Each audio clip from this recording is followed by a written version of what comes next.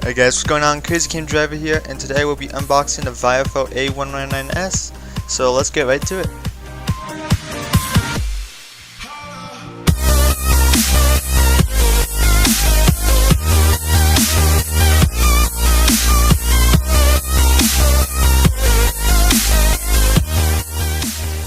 Alright guys, so I'm going to start this video with the unboxing. Just FYI, this is like one of my first voiceovers, so do apologize if it's not the best, but let's get right to it.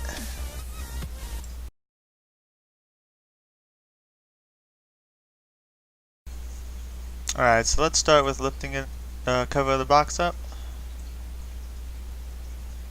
And as you can see, there's the camera nicely packed inside there. And here's the big reasons why I picked this camera out, was because great night vision. If you look at a lot of footage which you'll see here, you can see how good the night vision is. And then another big reason was the supercapacitors. My G1WH is a battery, lithium-ion battery, which does not handle the heat well, and a supercapacitor is a big pro in hot environments and should last a lot longer than a battery, because I have to keep replacing the battery on the G1WH every year or two. So here's the camera, nicely wrapped. And taking it out of the wrapper. Nice small design. The big thing that I like about it is how the emergency button, which saves the footage when you press it from not getting over it, and is right in the middle. The G1WH is in the corner, and I always get confused usually on what button it is, but this one has a nice dead center, so it's easy to push. So on design, you can see the GPS mount at the top right there, and black 3M tape. So it has a plastic lens cover. The lens rotates up and down. Does not rotate left or right, unlike the A119. But the viewing angle is large enough that you don't have to worry about that. When I put it in my car, it was all covered the whole hood, as you would see in the footage later on. Take out the styrofoam thing, and then get this little box with all the cables and manual and all of that fun stuff. Opening this, you get the extra adhesive tape, which is nice. So if you ever had to get your windshield replaced, or maybe the old one didn't stick right, or had to adjust it, you can maybe do that. String in there to take off the old one. I find dental floss works fine, and then a mini USB to plug the camera and get footage off, or to power it up and test it. Here's the longer mini USB cable, which is used to power the camera in the car. I had no issues with it going from my cigarette port to my top of my windshield, running it through the liner of the car. And I'll have a video of me when I installed my G1WH. It's basically the same install, down in the description. There's some cable clips right there. You have some mounts. This is different compared to the GPS mount, so if you don't want the GPS, the A119S does come with the GPS right on it, and that's the GPS mount.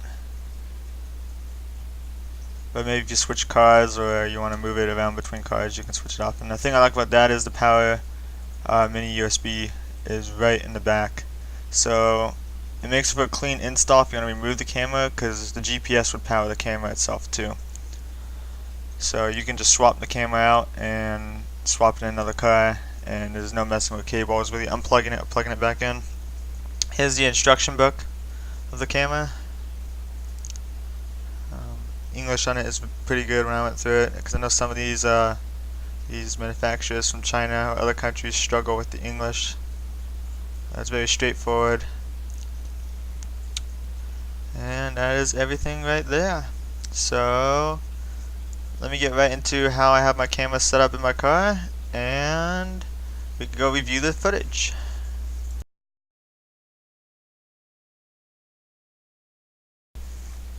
Alright, so I finally installed the camera. As you can see, it's sitting up there on my windscreen. The cable's running across all the liner, all the way down under the glove box to the cigarette port. I'll have a video in the description of how I installed my G1WH. A big thing I like to let you guys know though about is if you have airbags on the side, make sure you can lift up the airbag and look under it. and you'll see cables to put it behind the airbag. Just don't put it in behind that pillar, because if the airbag goes out, the cable is going to go off out with it. So my car does not have airbags on the side, so I can just plop it right in there. And there's the camera. And let's start it up and check to see everything is working fine. And there we go. Camera recorder light turns on, and the logo appears. Alright, so here's the test footage, and as you can see, it is not that impressive at all. The camera is struggling to focus, it seems like. It's hard to read license plates. And you can see even the big street signs coming up ahead. It's hard to read them from a distance. Than my G1WH could even do a better job at reading plates from a distance if you zoom in.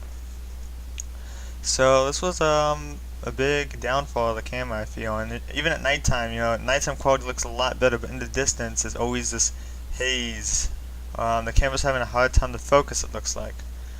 So, well, did I end it right here? No. Instead, I went online, looked at some things, and people were saying, that my camera could be defective and for me to try to get another one. So that is exactly what I did. And here's the new footage from the new camera, or the replacement camera I got, and you can still see that haze is still there in those cars in front of me. And you can see on the left side too, it's just not having a hard time focusing. Even the cars in the distance, it's kind of a little bit of a struggle to read the logos of those car dealerships in the distance. And even at nighttime, as you can see here, it's still, a struggle. The camera's having a hard time focusing. So then I thought, well, maybe it's not the camera itself. Maybe it's something with my windshield or something with the car. So what I decided to do was get my G1WH, hook it back up side by side, and to compare them. And this is the footage that I got there. So here it is, the A119S during the daytime. You can see I can barely even make out the car that's in front of me, the Mazda, which you would see on the G1WH right here. It's clear. You can make out the car, you can read the road signs, you can see the oncoming cars. And with the A119S, it's just struggling to focus. And I went online and looked and asked some questions on some forums, and people were saying that I guess the plastic lens holder, when it gets hot, as you can see, the quality drops as the plastic expands. That's what I got from online, from what I read. And yeah, you can read the road signs if you pause it. But I mean, just to even identify cars in the distance though, because I mean, like, let's say if someone hit me and ran, I don't need to identify the car, I don't need the plate numbers, and if it was so quick that the camera couldn't catch that, it's not a good thing.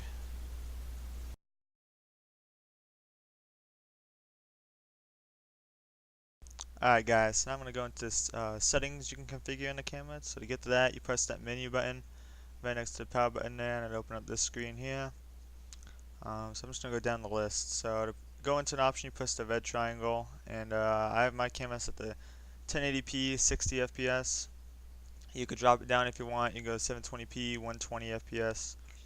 I personally prefer a higher resolution, and 16 FPS is definitely better than what my G1WH had. So it's pro there. Loop recording will be the next option here, and I have mine set to 3 minutes. That's each time the video loops over. It creates 3-minute size clips. You can do 1. Exposure, I have mine set to 0, but if you get a tint, you might want to increase it, as the camera may struggle.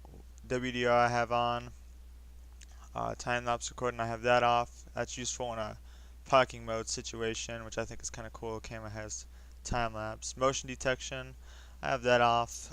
Again, parking mode, I recommend like a true parking mode. GPS, if you want the GPS on, you have to have the GPS mount connected right there. And speed units, I've set that to miles per hour. You can set that to kilometers.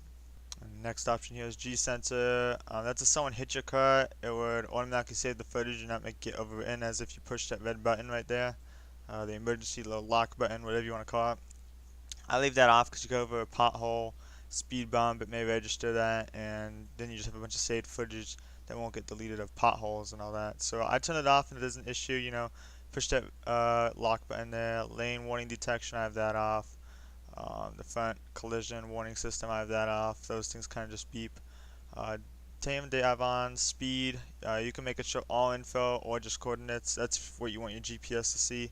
So if you want all info, it would show your speed and your coordinates. I set mine to speed. And next we got the camera model. That shows the text at the bottom, the A119S. You can turn that on and off. I was going to leave it on if when I do videos and put them online, people will know what camera I was using. So yeah, next is the record audio. I left that on because I want to record the audio. If you don't, you can turn it off. Next is the screensaver, which is how long the screen will remain on before powering off. I have that set to a minute. I would probably drop it to 30 seconds. LED light is the red recording light that shows on. As you can see, I turn it off. Red recording light goes off. I have it on so I can know it's recording. It's a good handy feature to have. And the next setting we got here is the date and time. This would be where you set the time and date. Kind of straightforward right there. My time was not set up right. You can also do time zones, which is in the next feature. You just press the middle button to keep on rotating through all those times. Time zones, set the 2 times on. English language, beep sound. I recommend having that all on. Here's a clip right here showing what happens when the camera stops recording.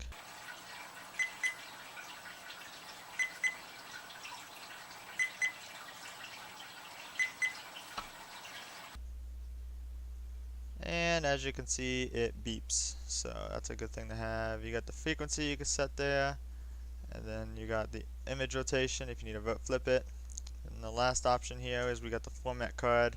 It's always good to format your card every few months just to keep things fresh. You can do a format warning, which is nice to have. 15, 30, 60 days, so it's always reminding you on when to format your card. It's always good to do that just to keep things going. I turn that off though because the camera won't record until you format the card, which could be annoying, and especially if you're in a rush and you turn it on, you know, you have to go through, format the card. It's just good if you just do it as normal practice and not let the thing remind you. And then last, default settings. If you want to set the default settings, car number, you can set a license plate, custom text stamp, another text stamp. Those show on the video, and this is the firmware version I am using. So yeah. Alright, so here's the specs on screen. This is from the VIOFO site directly. We'll have a link in the description to that, or you feel free to pause the video and read through them. So yeah, overall I have to say the build quality in this camera is nice. I like the feel of it.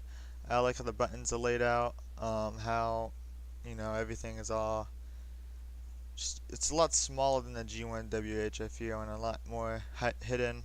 So now for my personal review of this camera, I gotta say I would like to like this camera. You know, the video quality is a big downfall. It seems like I'm not the only one having this blurry issue with the camera, where it struggles to focus. And you know, if it wasn't for that, I would give this camera a thumbs up. But due to that issue, you know, I mean, a lot of people with dash cams, you know, say it's cheaper camera, video quality is not what you're going to get, but it's a big thing because you just have to have the ability to read license plates and identify cars. And even if this camera would read license plates close up, my G1WH can read the plates further. And identifying the cars, you know, sure the camera may be fine. It seems like at nighttime and in the morning, the focus was good, as you can see in some of those clips I showed. But during the day though, when it's been in the heat, or after, you know, maybe 10-15 minutes of driving, the camera starts to haze out, and that's not, you know, a good thing. So I will be returning to both cameras that I got, unfortunately. But if you guys are interested in them, I will have Amazon link down in the description, so you guys can go down there and check it out. And yeah, I have plans to do more dash cam reviews, as I am still looking for a camera to replace my G1WH. And even though this camera has been good, and I know compared to what this camera is, people are like, why would you want to replace it? But again, as I stated numerous times, the battery in it, you know, is not reliable. Like, the camera's fine, and I've replaced the battery in myself in this camera, but just, you know, if I'm driving, let's say the battery happens to die while I'm driving, and I get into an accident, and power gets cut to the car, that last video clip is not going to be saved, and that's a big thing. The camera will work fine without the battery, but it won't save the last file, and it will be corrupted. So if I get an accident and power is cut to the camera, there will be no video file of that important event, which defeats the whole purpose of a dash cam. So as of now, I think this camera will be fine. There are some other cameras, new ones coming out that I'll be interested in. And yeah, so do expect more dash cam reviews in the future, and if you guys do have anything you would like me to review, post it down in the comments below and I will look into possibly going to review that camera. So hope you guys enjoyed this video, and if there's anything I missed, feel free to let me know down in the comments. If you like this video, give it a thumbs up. If not, give it a thumbs down. Hit that subscribe button if you want, and stay tuned to more crazy cam videos.